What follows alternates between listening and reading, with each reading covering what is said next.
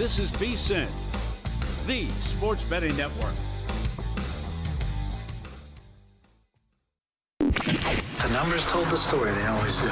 It's one of those idiots who believe in analytics. This is a numbers game with Gil Alexander on VSiN. Good Tuesday morning to you. It is a numbers game at VSiN, the sports betting network, VSiN.com, Game Plus, iHeartRadio, YouTube TV, and of course, SiriusXM channel 158. Gil Alexander, Kelly Baidalan. Hello. Day 2 back for Kelly Let's go. on this Tuesday. How you doing, man? You good? I'm doing just fine, Gil.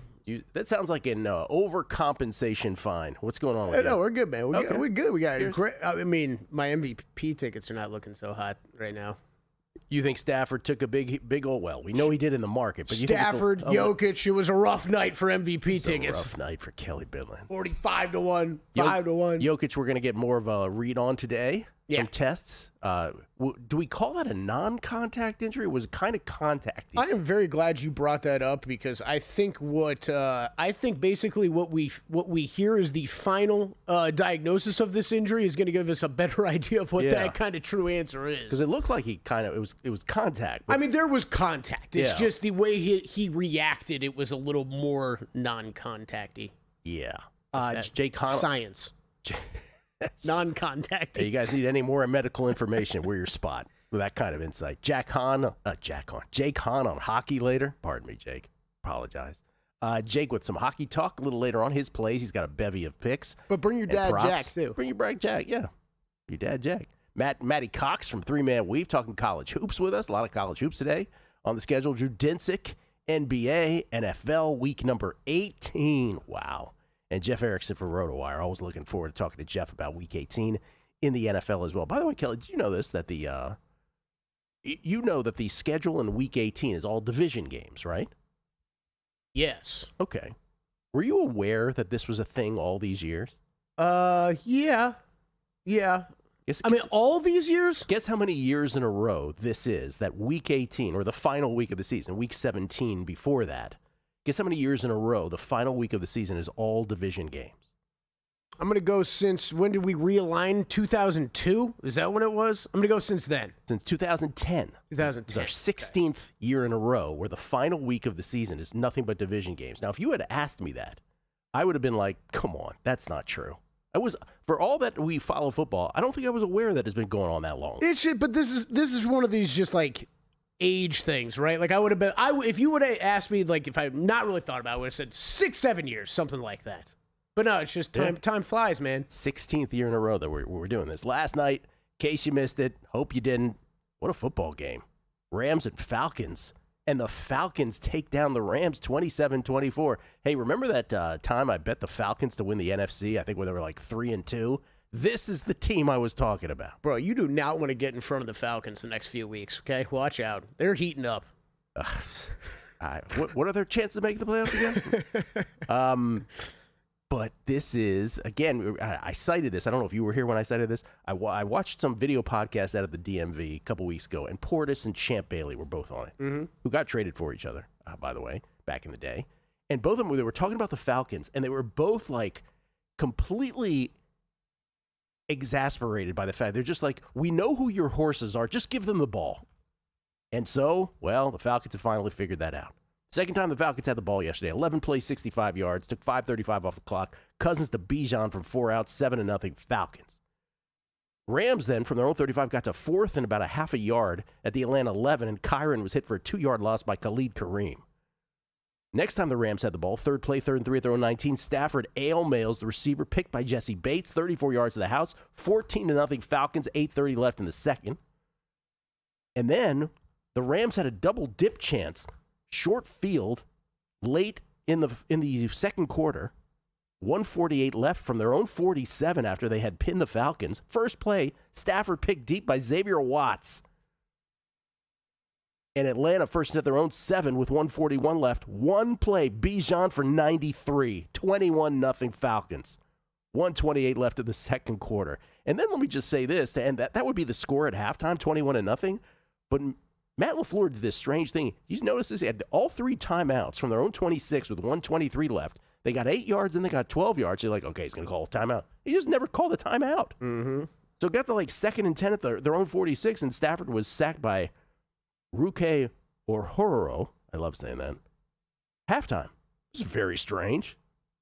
By the way, that was the third time, only the third time in 161 games under Sean McVay. Why did I say Matt LaFleur? Sean McVay, that the Rams have been shut out. Only the third time in the first half. Only the third time in 161 first halves they've gotten shut out. 21-0 Falcons.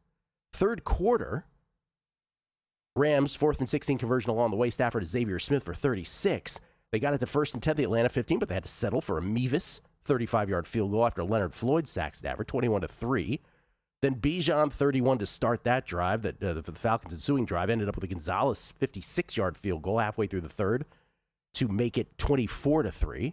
Then the Rams would mount a drive, 6 plays, 65 yards. The Ram comeback, if you will, began. Stafford, Terrence Ferguson from 27 out, 24-10. And then Gonzalez tries a 37-yard field goal. It's blocked by Jared Verse. Bounces right to him. He waves to the Falcons bench. 76 yards to Pater. 24-17 Falcons. All of a sudden, we got a one-score game with 31 seconds left in the third quarter. By the way, he should have been flagged for that. Refs completely missed that. In today's NFL, that's a flag. It's a stupid flag, but it's a flag. The waving? Yes. Taunting. Because you're taunting? Yes. Yeah. No flag. Rams get the ball back, down 7. 4th and 2 at the Atlanta 27 with 9:13 left. Stafford picked by Xavier Watts again. Now, he steps out at the Rams 43. Otherwise, he would have housed it. But also, an Atlanta coach impeded the official on the sideline. So Atlanta only ended up with the ball at their own 42. And after a 3-and-out, the Rams got the ball back down 7. And the Rams proceeded to do Rams things. 8 plays, 89 yards, and 442. Stafford to Nakua from 11 out. We are tied at 24 apiece with 2:46 left as the Rams erase a 21-point deficit. Atlanta from their own 35 with 2:46 left. All 3 timeouts, the 2-minute warning. By the way, so the Rams also had the 3 timeouts. They get it to the Rams 35 after a 19 yards inside the 2-minute warning from Bijan. And also, again, McVay, strange non-use, not quite as bad as the first half non-use, but a strange sort of non-use of the timeouts. This one was a little damned if he do, damned if he doesn't kind of thing. Then, by the way, the Falcons mysteriously go away from Bijan and they decide, well, Algier never fumbles. Let's just give it to him 3 times. He gets a collective 2 yards on those 3 carries. So they're forced to settle for Gonzalez' 51-yard field goal. 27-24. Falcons take the lead, retake the lead with 21 seconds left. I don't know if you know this about today's NFL, Kelly. 21 seconds? Psh, no problem. Yep. So they don't kick it off to induce a kickoff return that would have taken some of that 21 seconds off. They kick a touchback, the Falcons do. First mistake. Then the Rams, 1st and 10 from their own 35 because of that. Stafford misses a wide-open Xavier Smith on first down, downfield. Just wide open. Missed him. Your presumptive MVP before last night. 2nd down, deep to Tutu Atwell. Completely interfered with by D. Alford. No call. What? Oh. What? The cottage industry of look how rigged the NFL is on Instagram just explodes. No call. That was bad. That was bad, though. It was bad. D. Alford completely taking down one of Tutu's arms. And then 3rd down. Stafford to Nakua on the sideline. Downfield to get in field goal range. Kelly, if this ended up as a catch, I would have come in here this morning and said, this is the greatest catch I've ever seen in my life. Puka Nakua appears to stab the ball with both feet down, doing a toe tap inside the sideline, and stabs it with one hand while A.J. Terrell is sort of helps him with a one-handed stab. You're right, he does. On the one hand. Yeah. But only a final replay showed from the other angle that while going out of bounds, the ball did get dislodged because Terrell actually took his hand away from it. And even though Nakua came down with the ball after all out of bounds, he only got the catch once the 2 feet were up. These guys do such a good job in the truck with these replays and everything. That one was kind of, I was like, once you saw that angle and at that speed, you're like, okay, well, that was obvious, but like, what? It took us a while to get there. For a second, I thought that was the greatest catch I've ever. One-handed from that distance. Yeah. And by the way, a way that the Odell Beckham Jr. one wasn't kind of, it was just even more amazing than that in some respects. But it was not to be. 4th down, incomplete, ball game. That's it. Falcons win 27-24, and this creates two massive implications for your Week 18 handicapping. And then futures and awards markets, we got a lot to go over. But let's just do the playoff scenario. One, I think we talked about this yesterday, so you all know the story now. Now the Buccaneers-Panthers supposed winner-take-all NFC South game to start festivities on Saturday is no longer exactly a winner-take-all. If the Panthers win, it is a winner-take-all. Panthers will be your NFC South champs against the Bucs. But if the Bucs win, the Bucs now have to wait for the Falcons' result against the Saints on Sunday, because if the Falcons win after a Bucs win, then it's actually a three-way tie in the NFC South. All three of those teams, Panthers, Bucs, Falcons, at 8 and 9, and the Panthers would win the NFC South based on the best record between the three of those teams. Remember, the Panthers swept the Falcons, including that 30-0 bizarro win. So the Panthers in a three-way tie would win it. So it's no longer, like if the Panthers lose on Saturday, they could still win the division now. The second implication of this, Kelly, is a little more subtle, which is the next game on Saturday, and this is like a correlated parlay kind of thing. If the Niners beat the Seahawks, and by the way, this game probably should have been the last one of the weekend instead of Saturday, because it is the most important of all the games. But if the Niners beat the Seahawks on Saturday night, therefore winning the NFC West and getting the number 1 seed, the Rams will be locked into the number 6 seed. Seahawks would be 5. Rams would be locked into the 6, and therefore the Rams would have nothing to play for on Sunday in their game. Is that good if you're holding against the Cardinals? Is that good if you're holding a Stafford MVP ticket? I'm going to say that is suboptimal, Kelly. Why? Not good. Coming back. VSiN is live all New Year's Eve and New Year's Day. We'll have full regular programming both days, starting with VSiN's By the Books at 7 a.m. and rolling through a numbers game, prop points, money moves, follow the money, VSiN primetime, and cashing out deep into the night. As you're counting down to 2026 and kicking off the new year, VSiN will be right there with real-time betting coverage across the college football playoff, NFL, NBA, and more. Spend your new year with VSiN and join us on the Sports Betting Network. This is VSiN, a network of sports betting analysts, writers, hosts, and handicappers, all here to help you become a more confident bettor. We broadcast live every day from Las Vegas, the sports betting capital of the world, and from studios across the country, giving you insight from every angle of the action. Take VSiN with you wherever you go with the VSiN Watch app, or catch us on streaming platforms and regional sports networks. You can also listen live on SiriusXM Channel 158 and on radio stations nationwide.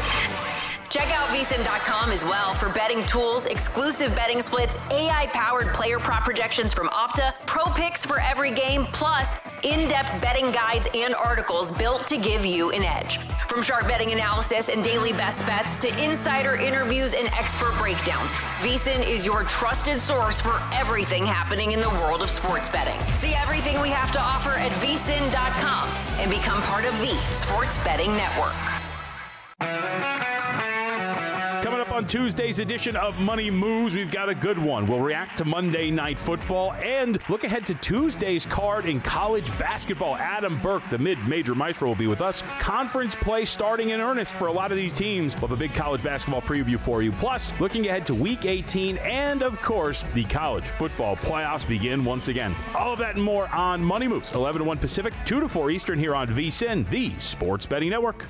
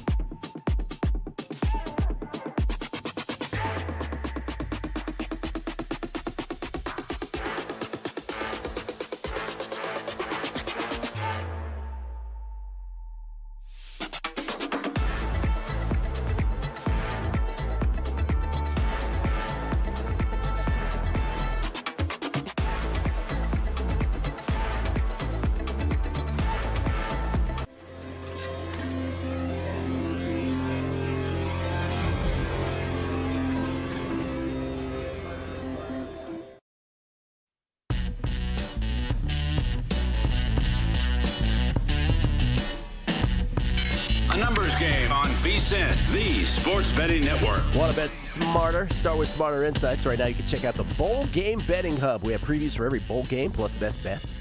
College football predictions and projections. That's college football playoff predictions and projections. Greg Peterson's college basketball best bets.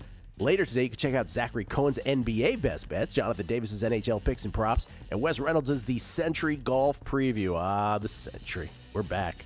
You can get full VSiN Pro access, that is, through May 1st, 2026, for just $79 with the holiday special at vsin.com/subscribe. A little later on, Pete Futek on college football. Not sure if he has anything in the 3 bowl games today, but we'll get his quarterfinal thoughts yet again. We got power rankings in the NFL, and we're going 16 deep.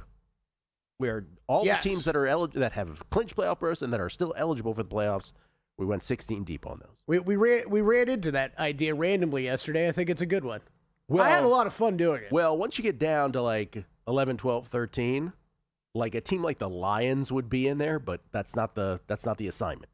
I was just bombarding Gil with texts yesterday over the Lions. The Detroit Lions over at Pro Football Focus, your only team in the NFL heading into Week 18 that is top 5 in offense, defense, and special teams. And what are they overall at Pro Football Focus? Third, and DVOA. And DVOA, the Detroit Lions are still third. Your top 3 teams are Rams, Seahawks, and Lions. That's what happens. That's what happens at the analytics sites when you're already high in the rankings, and you lose a game where you hold the opposing quarterback to 56 yards passing, but you commit 6 turnovers. Yeah. So God, I still can't believe that game last week. Jeez. We had tweets beating the book. Jeff Schwartz, not that Jeff Schwartz, but this Jeff Schwartz with a J and an E at the end. I have Shanahan 20-1 to win Coach of the Year. I also have San Francisco plus 150 to win the division. Is the best hedge to simply bet Seattle this week? Yes, is the short answer to that question. Not a perfect hedge, obviously, for Coach of the Year, but yes, when you put them all together in a package, yes. Absolutely. Zachary Singleton holding a ticket on Shuck, offensive rookie of the year at 16-1, was considering a hedge on Teteroa McMillan, but was curious if the chance of one of the lower tier guys like Henderson or Igbuka coming up to steal it would make that a bad hedge. Thanks for help. Love the show. Yeah, you got it, Zach. It's not a clean hedge because it's not either or, right? It's not a binary choice. So there is no clean hedge in any award market where you can make the assessment that more than 2 people can possibly win it, is the short answer. If you were in my shoes last night, would you have grabbed Drake May during the game? I personally would not have. I think the swing, and we'll get to this here momentarily, I think the swing is ridiculous. Okay. Quite frankly. Me too. Yeah. Me too, and I guess I can say that only because I was not expecting it to swing that much, and I did not put a bet in during the game on May. I thought about it.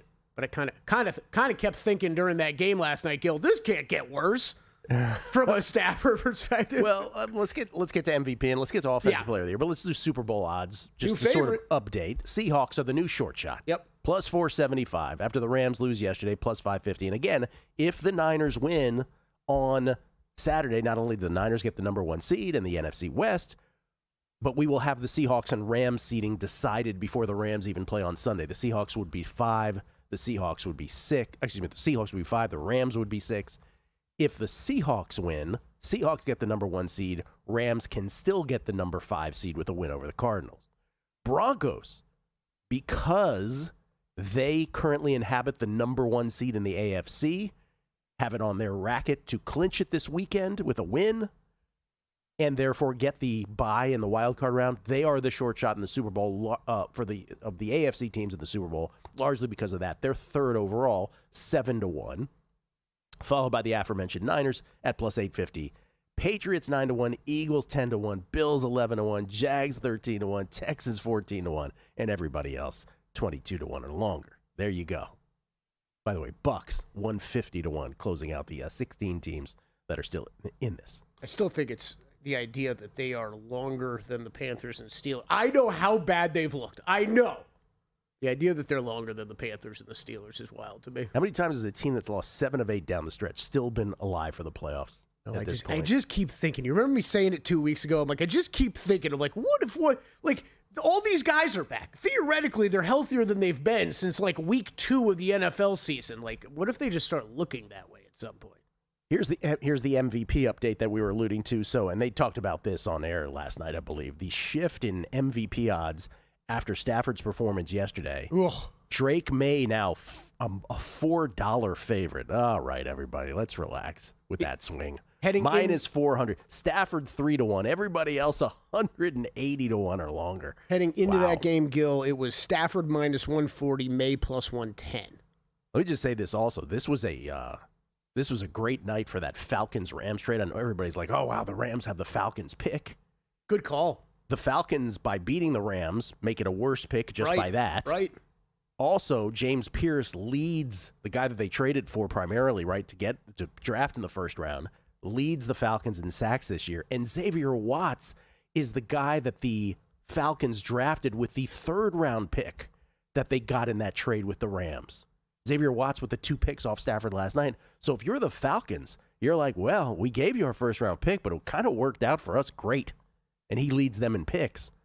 So the 2 guys they drafted lead that team. Rookies lead that team in both sacks and interceptions. Pretty incredible. So for all the hate that the Falcons and Fontenot has gotten and that front office has gotten, that ends up looking pretty good right at this moment. Yes, the season has not worked out, but that trade not so shabby at this moment. Now, here's what I really wanted to talk about, Kelly. Offensive Player of the Year. Have you finished lamenting over your MVP? I still think you're live to win it with Stafford.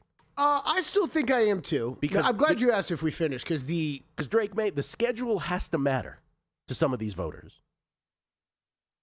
I mean, also like the numbers are still. Yes, the numbers are what the numbers are. The numbers are still. We're just going. I mean, I'm going basic touchdown interceptions, but it's still heavy Stafford. I understand. I'm not taking. Let me just say it though. Lamar Jackson had better numbers than Stafford did this year. Last year, and they didn't give it to him. Because they were tired of giving it to him. And look, I do think it's been part of the path the whole way, right? Like it's if you capture the 1 seed in the AFC, I'm interested though. Like there's a chance. We're talking about. We kept saying that down the stretch. Whoever captures the 1 seed in the conference is going to have the lead to win this award. Well, there's a chance both these guys don't have the 1 seed. That's correct. It's likely that both don't. So I'm kind of with you that I was pretty surprised this swung as far as it did. I don't like Gil. Is there we there a little value on Stafford at 3-1? I think there is. I think there is too. I think there is. We have no idea if this is a reflection of the 50 voters. Aaron Schatz will join us next week. One of the 50. Okay, here's Offensive Player of the Year. Can we do offensive? Let's show the odds first on Offensive Player of the Year. Right now, Jackson Smith and Jigba again of the Seattle Seahawks. He's your favorite, minus 275. CMC's plus 270 for the Niners. Puka 11-1. Bijan 100-1. Jonathan Taylor 150-1. Jonathan Taylor, remember, was the leader in this market for much of the season. Yeah, when the Colts were soaring. Puka tumbles. Let me do a little blind. Puka tumbles from what to 11-1? He was like 4-1, 5-1 yesterday, I think. Here's a little Offensive Player of the Year blind resume, y'all. I would like to show you these 4 players. These represent 4 of the 5 players that were just on the screen. And it's not too hard to figure out. You see player A, let's call him, 1,445 rushing yards, 7 touchdowns on the ground with a 5.3 yards per carry, 76 catches for 810, 4 additional touchdowns. Player B, about 300 fewer yards rushing, but 3 more touchdowns. Way worse on the yards per carry. 20 more catches, but only 80 more yards. 3 more touchdowns that way. So player 2 there, player B, 17 touchdowns. His real big thing on the resume above A is the times he's gotten in the end zone, even though the stats overall for A is better than B. C and D, they look like pass catchers, right? 119 catches for 1639 and 9 touches.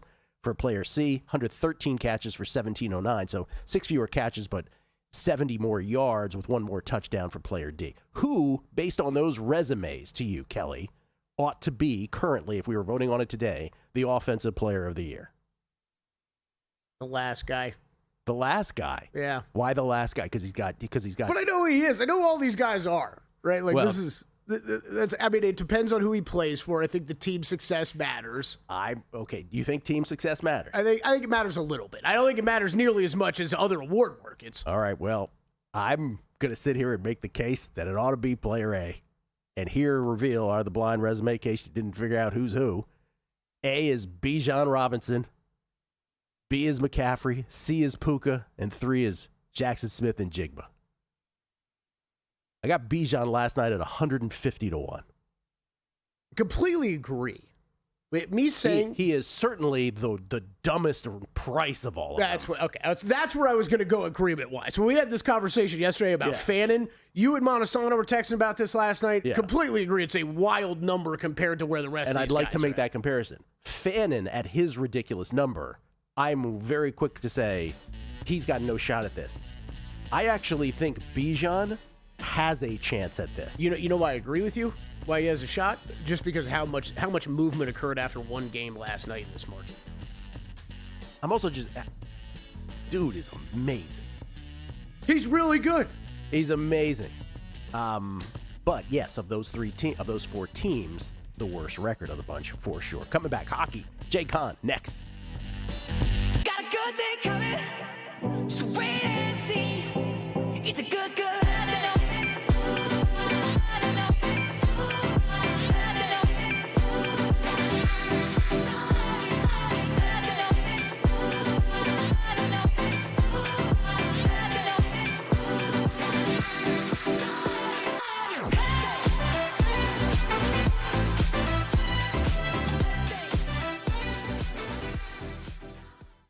Your sports betting game with VSiN's exclusive betting splits. Stay ahead with real-time market trends and track bet percentages on any matchup. Then uncover the edge by comparing them to the amount of bets placed to find out where the sharp money is headed. Upgrade to VSiN Pro to access betting splits, live odds, line moves, power ratings, and in-depth game analysis. Go to vsin.com/pro to join VSiN, the sports betting network.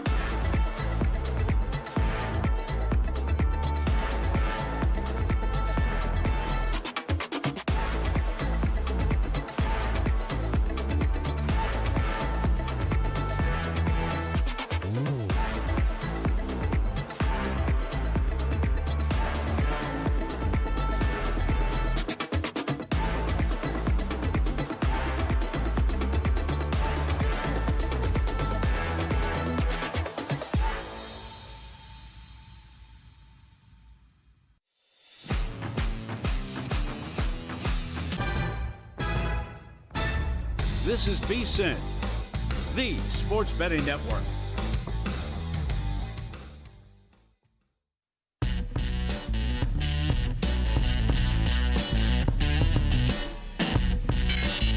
Game on VSiN, the sports betting network. Profit X. Profit X, the number one sports prediction market, has some of the best future pricing you'll find on college football national championship and Super Bowl odds. With a huge holiday slate shaping playoff seeding, now's the perfect time to get in and take advantage of Profit X's 20% purchase match. Download Profit X today and experience the future of winning. Use promo code VSiN to get started. Gil Alexander, we get tweets at Beating the Book. Y'all are the best. Patty Romp is not happy with me for bringing up a point about Drake May's opposing team schedule.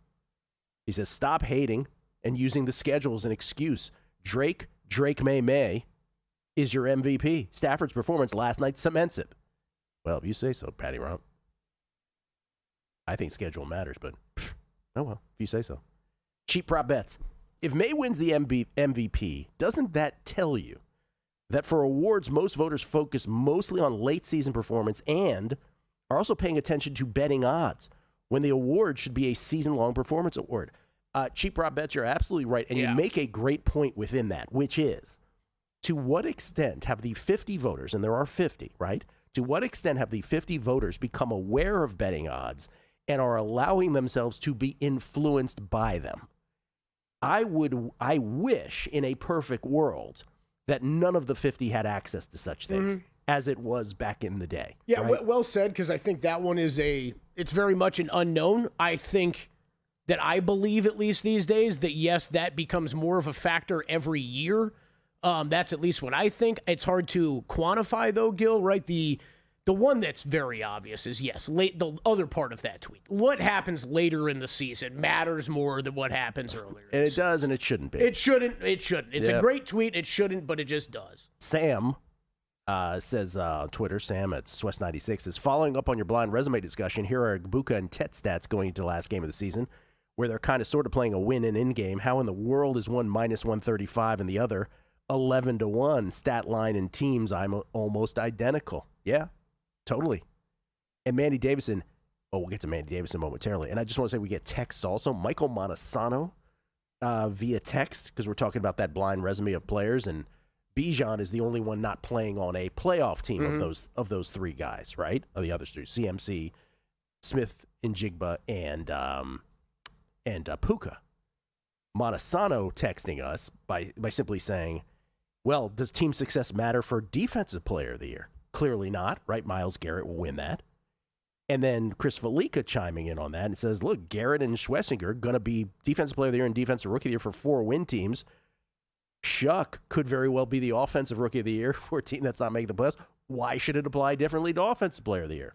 I think those are very valid comments. Yeah, sounds like good comments from guys that are holding Bijan Robinson tickets too.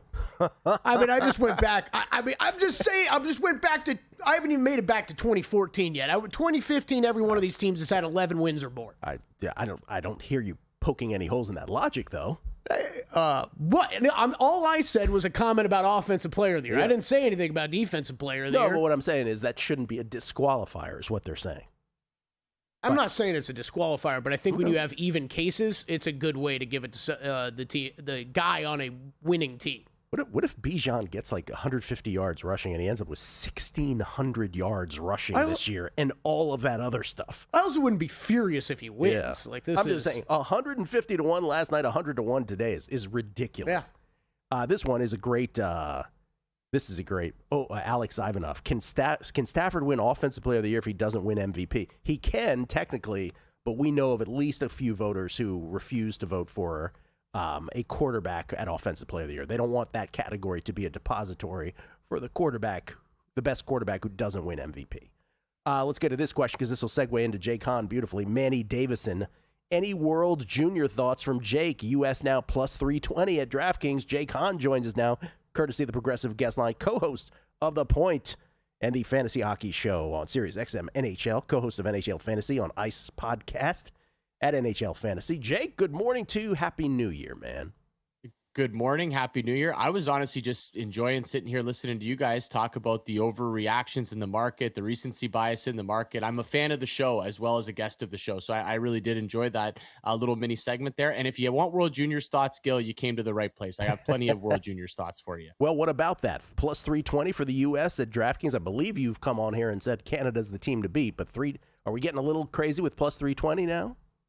I think pre-tourney, I did like Canada. I think I've liked some things that I've seen from Canada, but I'm also a little bit concerned about this team and maybe a touch overhyped. And I think Canada can be exposed in some areas. I think the U.S. team this year is good, but not great. They do have the benefit of playing on home ice, maybe being able to feed off that crowd a little bit, but they've had to fight for some games. They've been really close. Slovakia almost beat them yesterday. And Slovakia has given them some problems in the past as well. And I've got some thoughts on a Slovakia game as well coming up. So I don't like the U.S. at that number. I think the play for me, Gil, and you might want to shop this around a little bit, is actually Czechia to win this tournament. I think they're as good as any team in this tournament. They had a great opening game against Canada. Canada won the game, but it really could have gone other way. It was back and forth, and they just beat Finland in overtime in a thriller yesterday. I like Czechia. You can get them around 9-1, maybe shop it to 10-1. I think they have a very legit chance to win this tournament. What's your Slovakia game thought? So tomorrow, Slovakia versus Switzerland. The line's already moved a little bit. I jumped in at -110 for Slovakia. I'm seeing it around -125 in a lot of spots right now. I would honestly play this up to about -150. I think Slovakia is much better, much more complete than the Switzerland team. Switzerland's okay, and they do have a big game today. This game will have some sort of meaning either way, whether it's seeding or getting into the quarterfinals. So either way, I think you're going to get Slovakia's best effort. I think they're a better team top to bottom, and I would play that up to -150 tomorrow on the money line. All right, let's get to your NHL plays for the day. How about some sides? What do you have? Only one side today, guys. It's slim pickings on a Tuesday. Usually we've got like 10, 11, 12 games. It's busy, but with the holidays, it's kind of inverted things a little bit. So we've got a little bit of a lighter Tuesday card, but I am going to go to the New Jersey Devils. Former coach of the Toronto Maple Leafs, Sheldon Keefe, returns to Toronto. Not his first time. He's been back a handful of times now because he has been in New Jersey for a while. The Leafs are just dealing with a lot of injuries. A lot of guys that are questionable to play in this game. They're missing some guys on the back end. Now Austin Matthews, arguably their best player, has picked up an injury as game time decision for this game. So not sure if he's going to play. Either way, I like New Jersey in this game. They've lost a few games in a row here. They tend to play quite well against the Maple Leafs. This is a matchup they like, and the Leafs have just been a nightmare defensively recently. They cannot keep the puck out of their zone, cannot keep the puck out of their net. So I think you're getting a pretty fair price on the Devils on the road tonight. Going against his Leafs, or at least where he lives there in Toronto, Devils on the road against the Leafs at Scotiabank. They're in the T-Dot, in the 6, if you will. Jake, see, I got my Toronto synonyms down. By the way, live tweeting the show, StatLogic Sports. The U.S. has struggled with some teams. Canada needed OT to beat Latvia. Remind your guy, he says. This is true, and I was on Latvia heavy in that game. This is why I love the World Juniors, guys, because you get these ridiculous spreads. Latvia was +5.5 in that game on the goal spread against Canada. They beat Canada last year at this tournament. It was one of the bigger upsets in World Junior history, and that's just a game Latvia always gets up for. And then what happens the next day? Latvia plays a back-to-back. They lose 8-0 to Finland. So a lot of this tournament is scheduling spots. You look at who's playing in the back-to-back situations. I loved Latvia in that game to cover the number against Canada. I was maybe a little surprised they took it all the way to overtime, but that's just how this tournament works sometimes. And it's tightening up really across the board. Like, Canada's had to work for a couple of these games. The U.S., to me, really hasn't looked dominant at all yet. Not saying they can't win the tournament, but they're having to work for their wins. And I think that's what you're going to see going into the medal rounds now is you're not going to see any blowouts. I think if Canada wins, if the U.S. wins, it's going to be a lot of one-goal games. And that's why I'm looking at a team like Czechia. I think they're just as good as any of these teams at the top of the board. I may ride your Czechia bet there. Back to the NHL. Sorry to bounce back and forth here. So you have the Devils money line at the Leafs tonight. A couple prop bets from you as well. Jackson Blake for a point. Carolina plays Pittsburgh tonight, and I mean, I could see Pittsburgh getting Carolina second half of a back-to-back for the Canes in this situation, and something to monitor moving forward with the Carolina Hurricanes is their goaltending situation. They just lost Pyotr Kochetkov yesterday for the season, and they already had some goaltending question marks. Looks like it's going to be Brandon Bussi and Frederik Andersen, at least for the time being. So they'll be tested a little bit in that department, and they are second half of a back-to-back, like I said tonight. But Pittsburgh still, they can't defend. I expect Carolina at the very least to score a handful of goals in this game. Jackson Blake's been elevated to a top line role, getting some power play time. I like him for a point at around plus money tonight. And I don't mind a shot prop as well. If you want to play that up over 2.5, you can get some good plus money.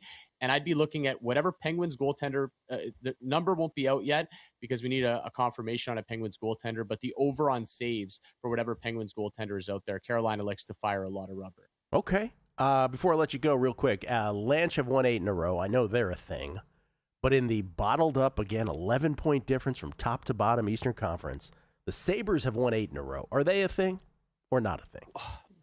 We got to give it up to the Sabres. This playoff drought has been unbelievable. And if there's anybody I can get behind and root for, it's Sabres fans to see their team in the playoffs. So would I bet money on it, Gil? No, I can't get there. I'm happy for them. Glad they tend to do this every year. They tease a little bit. So I'm going to need to see it for a bit longer, but I'm happy for Sabres fans. Get this team at least in the mix going into the second half of the season. For sure. By the way, 11. Correct. I thought I undersold it. 11-point difference from the top of the East to the bottom of the East as we track that all season long. Jake, thank you for the international hockey thoughts and the domestic ones as well. Thank you so much. Happy New Year, guys. Talk to you in 2026. You too. College hoops next. Want to bet smarter this holiday season? VSiN's Pro Holiday Special is the perfect gift. Get VSiN Pro access through May 1st for just $79. That's daily best bets, real-time splits, AI-powered prop projections, 24/7 video, and expert coverage of every major sport, from college bowls and NFL playoffs to March Madness and the Masters. Plus, postseason betting guides to make you a sharper bettor. Head to VSiN.com/subscribe and join us on the Sports Betting Network. Join the guru, John Hansen, at the intersection of prop betting and fantasy sports on Prop Points, only on VSiN. You know what? I'm going to blame Andy Reid for cronyism because Matt Nagy stinks.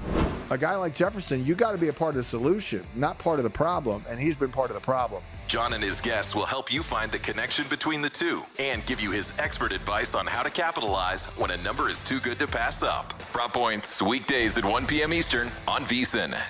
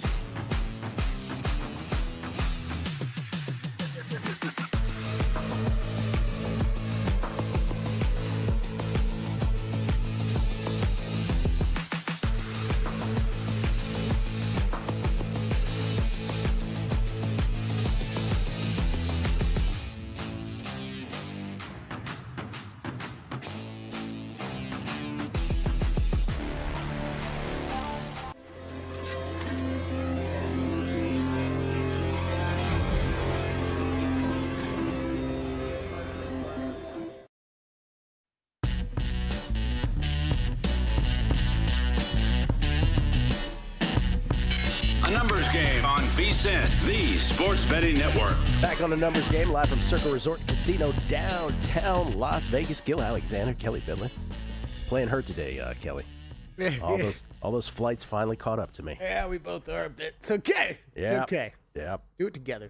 Got to do a podcast after this. Megapod, by the way, today, y'all. Today? Yeah, because we got to avoid New Year's Eve and New Year's Day, just like we did Christmas Eve and Christmas Day last week. Did it on a Tuesday last week with Ben Wilson. Guest chair goes 3-0 again.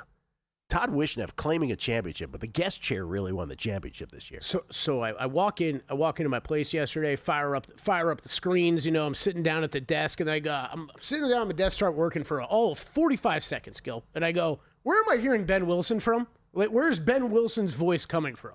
Oh, yeah. Always these moments, people that you work with in the business that we root for, especially like a Ben Wilson. We so do. And I'm looking at my TV, and I'm like, I got NBA TV on. Oh, Ben Wilson is voicing this highlight package. This is Ben Wilson. And I texted him, and it was. So good for Ben. Picking up extra work. Love him. We get tweets. Beating the book. Always appreciate the feedback from everybody. Ace DiCardano. I keep hearing quarterback cannot win Offensive Player of the Year. Didn't say cannot win.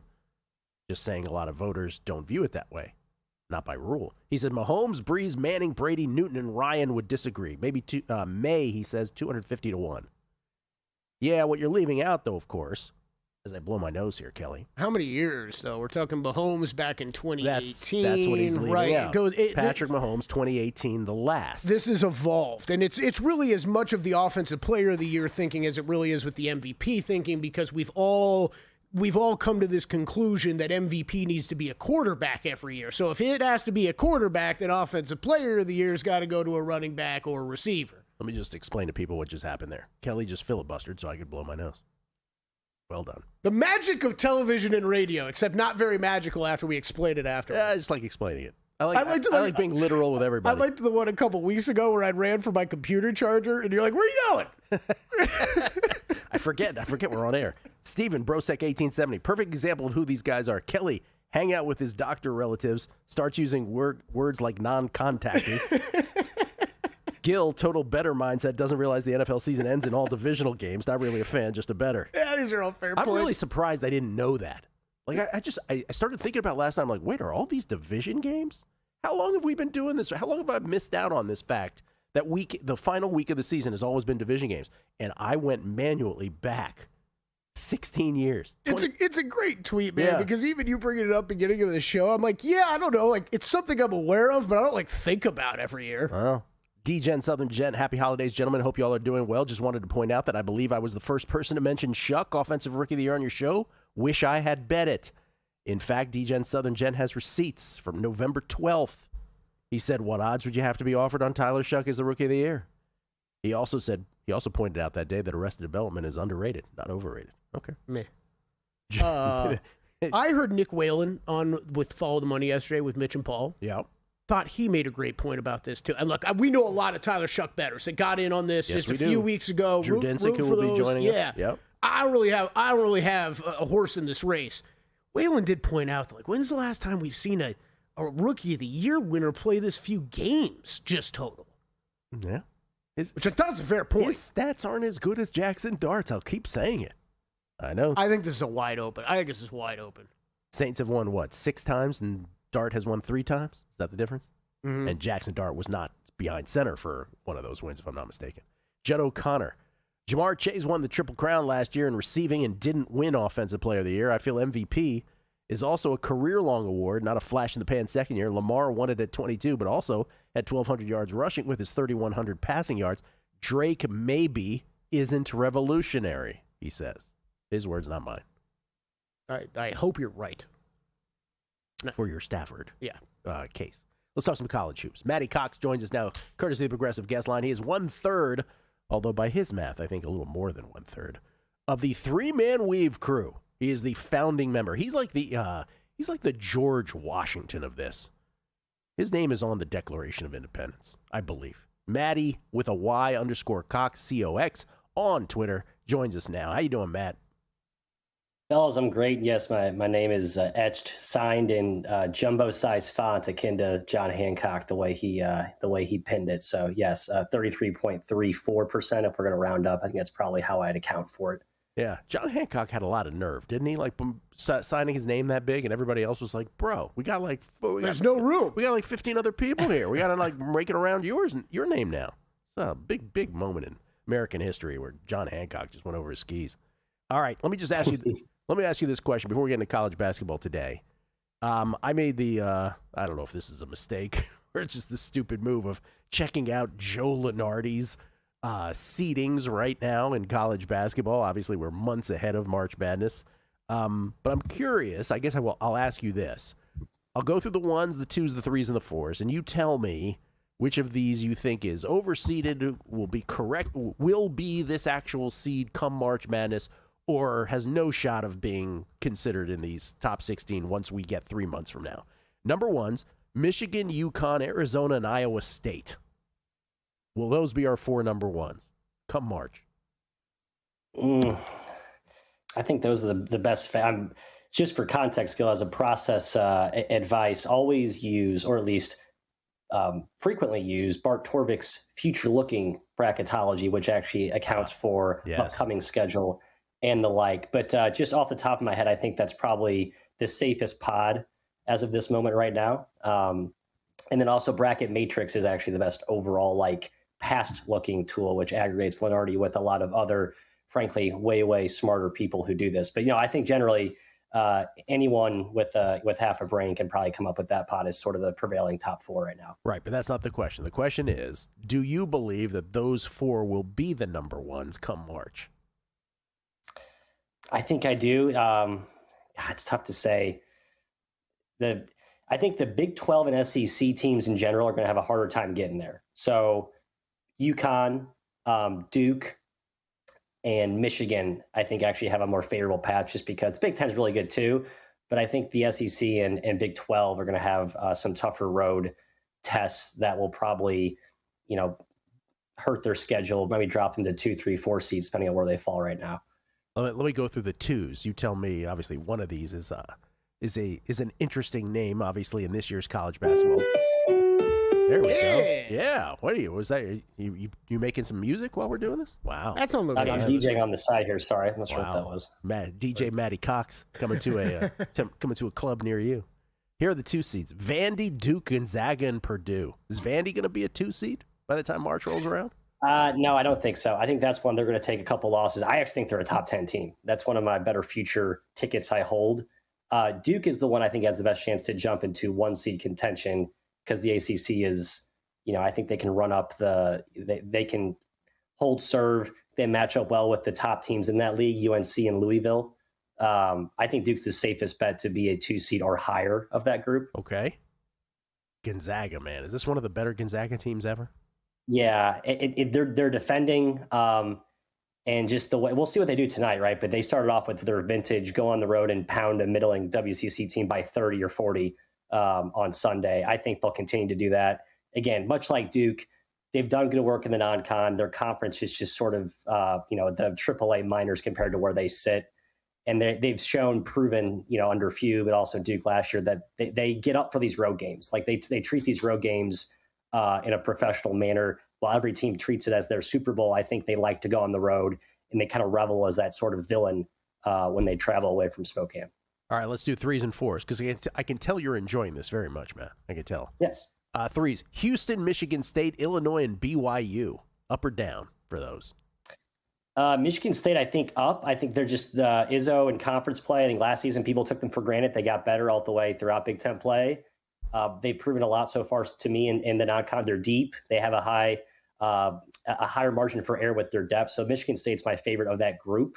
I don't love Houston, frankly. I think this team's young. They can get better, but they've been a little bit too shaky from what I've seen so far relative to their high standards of the past 3, 4, 5 years under Sampson. Okay, and my favorite of the bunch, the 4s, UNC and Kansas, the Blue Bloods, but then Nebraska and Alabama. Nebraska. What a season. Yeah, Nebraska's peaked. They're really good. They're not like a fraud, but I think that they've peaked, and I'd be shocked if they hold that 4 line. I think Bama's the best bet there. They get healthier. Their depth, what they did to Yale last night was pretty impressive. I think Bama's going to be there, top 4 seed. SEC strength of schedule. They don't have to, unlike the 1 seed SEC teams, the 4 or 5 SEC teams, I think actually have more upward movement potential with that strength of schedule working in their favor. Bama is such a 4 seed. Like, it's just, they are such a 4 seed. That really does feel like their thing. All right, give us a play tonight. What do you got? I got one West Coast. Cal, the Fighting Bears and the Dancing Bear, Mark Madsen hosting Louisville, catching 9. Mark Madsen is 27-14 as an underdog since taking over at Cal. He's got a good team this year. I think they catch a Louisville team going west for the first time, a little bit sleepy off the break. They play well. I like Louisville. I think the Bears keep it close. Matt, appreciate it. Happy New Year.